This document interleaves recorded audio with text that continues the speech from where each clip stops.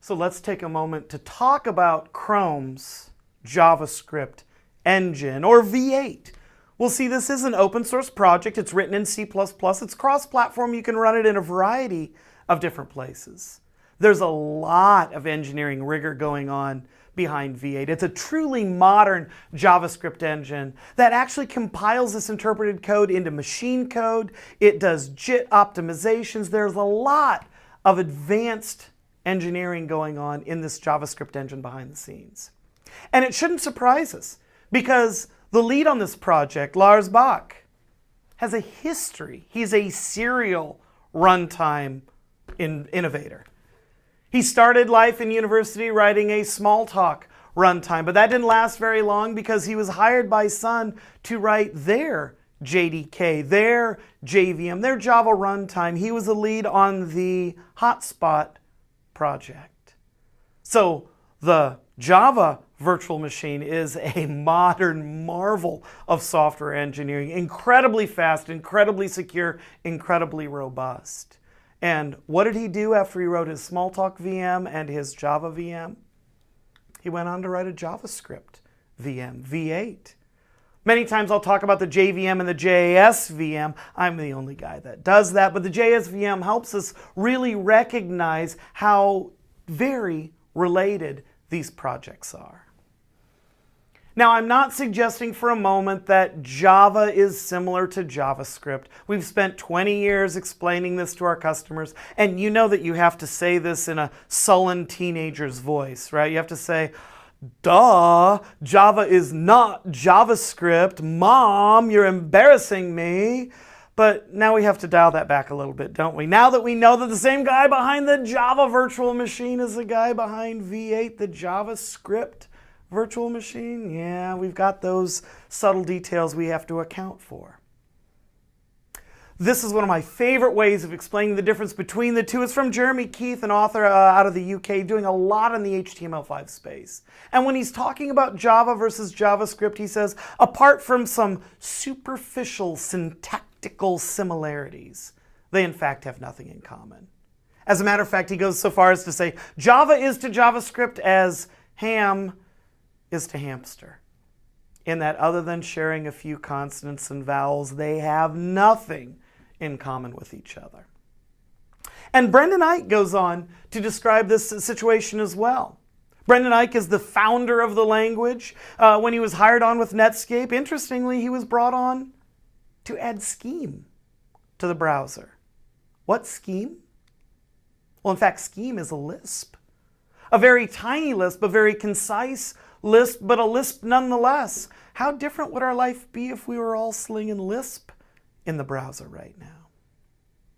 So at any rate, he's working on this Lisp-like language. It was codenamed Mocha, which was a pretty cool code name, and then it went on to be named LiveScript, but something interesting happened. At some point along the way, Netscape formed a strategic alliance with Sun Microsystems, the founder of the Java language, and I'm old enough to remember when Java was the hot new language.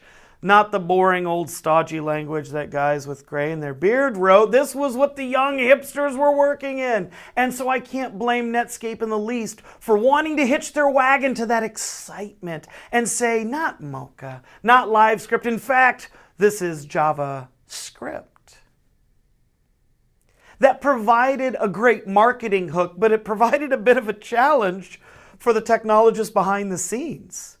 Brendan was told that JavaScript had to look like Java, but nothing as crazy as like adding classes to the language. And if you're a Java programmer, you know how ironic that is. What does Java look like without classes? Shoot, I can't even print out to the console without going through a couple of classes, anonymous inner classes, and all kinds of good things like that. So Java is not just a little bit class-based, it's classes all the way down. It's like going into a restaurant saying, I'd like a gin and tonic without the gin or the tonic.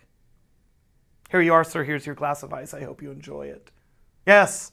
So what we ended up with then was a language that was supposed to look like Java but not implement what is arguably the core defining feature of that language, classes. So Brendan said this caused him to swerve to look at self and something that uses prototype-based inheritance. Now, what is self? Well, self, in fact, is a small talk.